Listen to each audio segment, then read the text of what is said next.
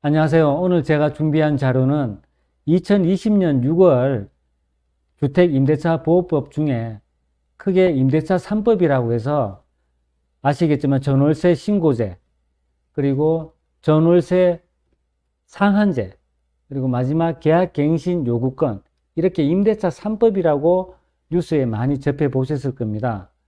이 임대차 3법 중에 마지막 전월세 신고제만 지금 2021년 6월에 시행할 예정이고, 나머지 두 개는 현재 진행하고 있습니다. 따라서 이번 세 가지 법안에 대해서 우리가 여러 가지 사례가 발생될 수 있는 케이스별로 어떤 문제가 있는지를 파악해보고 제가 같이 그 부분에 대해서 간략하게 설명을 좀 드리려고 합니다. 함께 한번 보시죠. 먼저 계약갱신 요구권입니다. 계약갱신 요구권은 임차인이 희망하는 경우 세입자죠. 1회 계약갱신을 청구할 수 있는 권리. 자, 우리 계약하게 되면 거주기간을 2년을 많이 계약서에 적게 되죠. 여기 계약갱신 요구권은 말 그대로 최초에 계약한 2년 기간에서 추가로 더 2년을 거주할 수 있는 권리를 주인에게 통지하고 확보할 수 있게끔 제도가 개선되었다는 겁니다. 여기 보시면 2020년 12월 10일 이후, 이 부분이 좀 중요합니다. 2020년 12월 10일 이후부터 최초로 체결하거나 갱신된 계약, 새롭게 계약하거나 갱신, 연장이란 뜻이죠. 기존에 계약을 했는데 계속 연장하는 것은 이 계약 갱신 청구권을 행사할 수 있다는 그런 내용입니다. 자, 여기서 다시 한번 더 중요한 부분이 이 통지를 주인에게 할 수 있는 기간이 적혀 있습니다. 바로 6개월 전부터 만기 2개월 전까지입니다.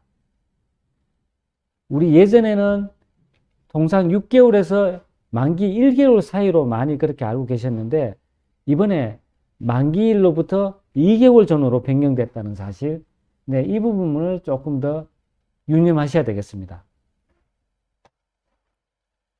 임차인은 계약갱신 요구권을 딱 한 번은 사용할 수 있고요.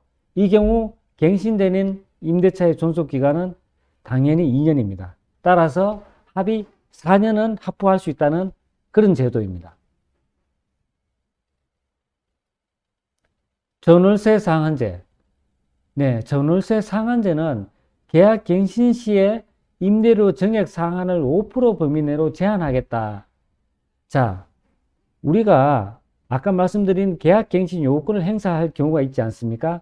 그럴 때 단 주인과 보증금에 대한 인상분을 5%, 기존 금액에서 5%를 더 못 올리게끔 상한을 해놓겠다, 제한을 해놓겠다, 이런 내용입니다.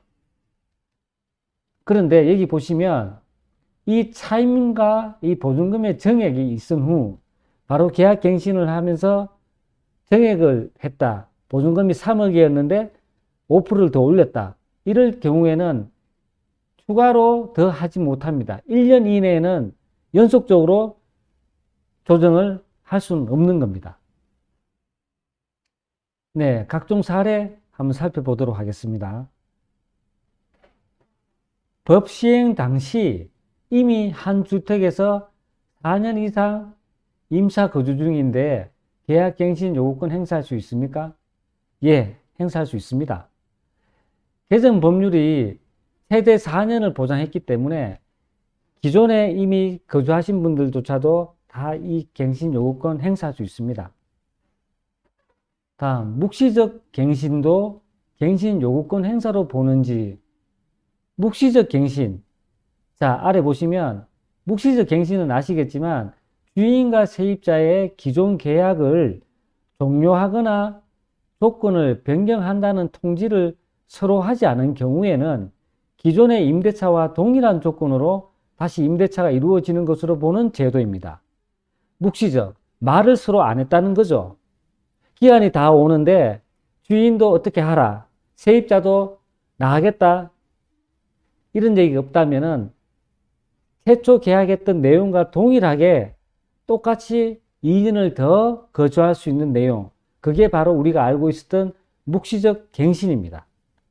이것은 지난번에부터 예전부터 존재해 왔기 때문에 이번 계약갱신 요구권하고는 별개라는 사실을 기억하셔야 됩니다. 그럼 여기서 우리가 눈치챌 수 있는 건 뭡니까? 자, 최초 계약할 때 2년, 그리고 만약 묵시적 갱신이 된다면 또 2년, 그리고 마지막 추가적으로 이번에 계약갱신 요구권까지 진행하게 된다면 또 거기서 2년 더, 합의 6년을 거주할 수 있는 임차인께서, 세입자께서는 이 부분을 잘 기억하시면 될 것 같습니다. 자, 임대인과 임차인이 사전에 계약갱신 요구권을 행사하지 않기로 약정을 한 경우 유효합니까? 그렇지 않습니다. 주택임대차보호법은 말 그대로 경제적 약자인 세입자, 바로 임차인을 보호하기 위한 특별법입니다. 그래서 그런 계약서에 특약을 넣더라도 무용지물, 임차인에게 불리한 것은 아무 효력이 없다는 바로 강행 규정, 강제적인 규정이란 뜻이죠. 자, 다음, 임차인이 계약 만료 기간에 맞추어 나가기로 하였으나 이를 번복을 하고 계약갱신 요구권 행사할 수 있습니까? 네, 이번 법을 새롭게 돼가지고 계약갱신 요구권 새롭게 주인분에게 얘기하셔서 번복하셔도 아까 말씀드린 대로 임차인 우선법이기 때문에 원하시는 대로 추가로 거주할 수 있는 조건이 됩니다. 계약갱신 요구권 행사 시 임차인은 무조건 2년을 거주해야 합니까? 아닙니다. 그렇지 않습니다. 자, 계약갱신 요구권이 2년이라고만 기억하시면 안 될 것이, 묵시적 갱신이 되든 연장이 될 경우에 자녀의 학교 또 본인 직장에 이동이 있으면 불가피하게 2년을 못 채우고 이사를 가야 할 경우도 발생합니다. 그럴 때 제가 언제 가겠노라고 미리 3개월 전만 얘기해 주시면 내가 얘기한 그 날짜 바로 3개월 전만 미리 통보해 하신다면 아무 문제 없이 보증금을 받고 3개월 뒤 그 날짜에 이사를 갈 수 있는 부분이 이 계약갱신 요구권 행사와 2년에 얽매이지 않아도 된다는 내용입니다. 자, 임대차 계약을 최초에 체결할 때 계약 기간을 1년으로 했는데 1년 이상 거주하고 싶을 때는 어떻게 합니까? 제가 말씀드렸죠. 존속 기간을 2년 확보로 보장하니까 6개월이 되든 1년을 적더라도 무조건 2년까지는 세입자가 원하면 거주할 수 있는 제도입니다. 자, 임대료 상한 5%는 언제 적용됩니까? 네, 임대료 이 상한 5%는 임대료를 정액할 때, 또 계약갱신 요구권 행사할 때, 이렇게 해서 주인과 계약갱신 하면서 5% 이상을 원하지 않게끔 조정할 수 있다는 겁니다. 갱신 시 임대료 상한 5%의 의미는 임대인이 요구하면 무조건 5%를 올려주어야 한다는 것입니까? 그렇지 않습니다. 5%는 임대료를 정액할 수 있는 상한일 뿐이지 임대인, 주인과 세입자는 그 범위 이하에서 협의가 가능합니다. 딱 5% 아니라는 얘기입니다. 네, 계약갱신 요구권 행사 시 전세에서 월세 전환이 가능합니까? 가능합니다. 세입자가 계약갱신 요구권을 주인에게 통지했을 때 주인은 기존의 전세금에서 일부를 월세로 바꿀 수도 있습니다. 단 그 월세에 대한 상한 금액을 법정 전환율이라고 규정을 해 놓았는데 한번 보시죠. 보증금의 전부 또는 일부를 월 단위 차임으로 전환하는 경우에는 그 전환되는 금액의 10%와 혹은 기준금리 현재는 0.5%입니다. 그리고 3.5%를 더한 4%죠, 그러면. 네. 이 4% 금액 중 낮은 비율을 곱한 월 차임의 범위를 초과하지 않는 범위 내에서 결정한다. 자, 10% 아니면 지금 현재 기준금리가 0.5이기 때문에 3.5 더하면 4지 않습니까? 자, 4% 중에 어떤 게 더 낮죠? 4%지 않습니까? 그래서 4%로 전환율을 계산하면 됩니다. 예를 들어 볼게요. 아래 보시면, 자, 예를 들어 전세 5억을 갖고 있었는데 이 중에 보증금 3억으로 조정합니다. 그러면 기존에 전세금 보증금 5억을 갖고 있다가 3억으로 바꾸면 2억이라는 부분에 대해서 월세로 바꾸면 되지 않습니까? 자, 같이 한번 계산해 보죠. 자, 2억입니다.